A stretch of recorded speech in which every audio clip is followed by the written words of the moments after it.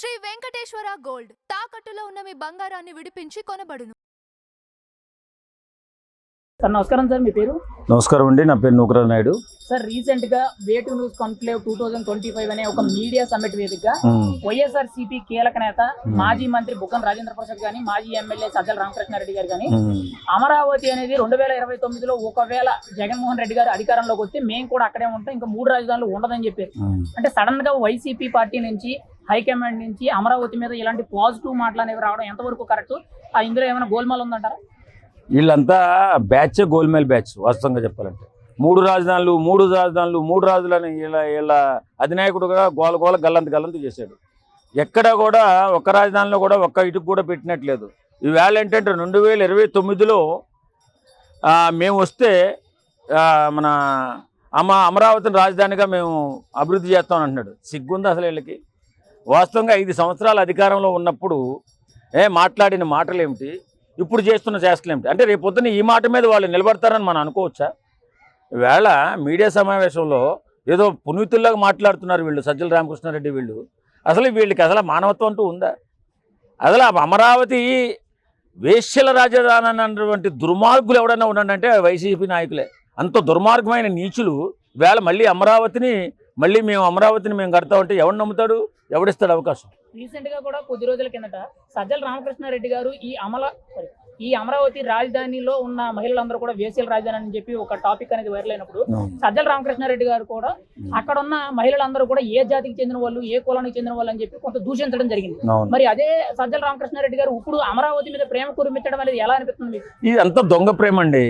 వీళ్ళంతా గజ దొంగ గంగులుగాళ్ళు వీళ్ళు. వైసీపీ నాయకులు అంటేనే ఒక దుర్మార్గమైన ఆలోచనతో ఉన్నటువంటి దుర్మార్గులు. వాస్తవంగా అంత నీచంగా అమరావతి ప్రజల్ని, అమరావతి ఆడపడుచుల్ని మాట్లాడినటువంటి ఈ నీచులు వేళొచ్చి మళ్ళీ అమరావతి పునీతమైపోయిందా వీళ్ళ దృష్టిలో?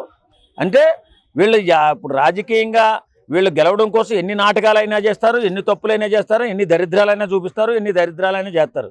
కాబట్టి సజ్జల రామకృష్ణారెడ్డి, జగన్మోహన్ రెడ్డి వీళ్ళని ఎవరిని నమ్మే అవకాశమే లేదు.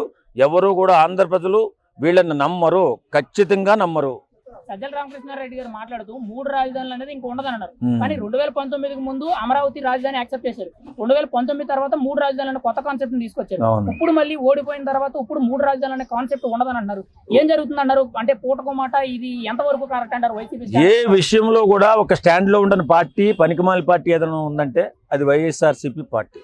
ఎందుకంటే ఎంతో అద్భుతంగా, ఎంతో అభిమానంతో, ప్రేమతో 151 సీట్లు ఇచ్చి అద్భుతమైన గౌరవాన్ని ఇచ్చి గెలిపించుకున్నటువంటి ఆంధ్ర ప్రజలను సర్వనాశనం చేసిన పార్టీ ఏదైనా ఉందంటే వీళ్ళు ఈ వైఎస్ఆర్సీపీ పార్టీ.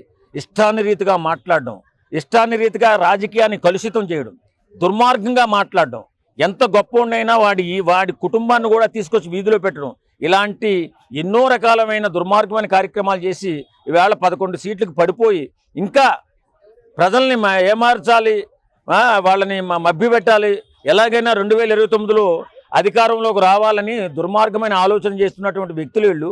ఈ సజ్జల రామకృష్ణారెడ్డి మాటకి ఏం విలువ ఉంటుందండి? జగన్మోహన్ రెడ్డే చెప్పలేదు, ఇవాళ సజ్జల రామకృష్ణారెడ్డి వచ్చి చెప్తే అది నమ్ముతామా మనం? ఒకవేళ 2029లో వైసీపీ అధికారంలోకి వస్తే రాజధాని అనేది కొద్దిపాటిగా మిగిలి ఉన్న అభివృద్ధి కానీ, లేదంటే ఒకవేళ జరిగిన అభివృద్ధి కానీ ఏ విధంగా ఉంటుంది? వైసీపీ ఖచ్చితంగా మళ్ళీ 3 రాజధానులు మొదలు పెడుతుందా, లేదంటే అమరావతిని కంటిన్యూ చేసే ఛాన్స్ ఉందండి? వైసీపీ వచ్చే అవకాశమే లేదండి. ఎందుకంటే ప్రజలు బాగా తెలివి మీరారు. ఇప్పుడు ఎవరైనా సరే అభివృద్ధితో పాటు సంక్షేమాన్ని చూసుకునే వ్యక్తిని గెలిపిస్తారు. ఇప్పుడు జగన్మోహన్ రెడ్డి గారు సంక్షేమం ఒకటే చేశారు, అభివృద్ధిని వదిలేశారు. అభివృద్ధి ఉంటేనే కదా యువత భవిష్యత్తు. అభివృద్ధి లేనిది యువతకు భవిష్యత్తు ఎలా వస్తుంది?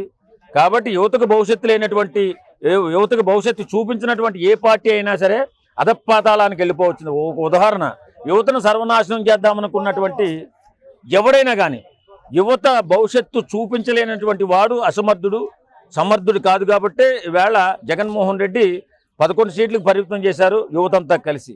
కాబట్టి వీళ్ళు ఎన్ని మాయమాటలు చెప్పినా, వీళ్ళు ఎన్ని పిల్లి గంతులేసినా వైఎస్ఆర్సీపీ పార్టీని నమ్మడానికి ఆంధ్ర ప్రజలు సిద్ధంగా లేరు.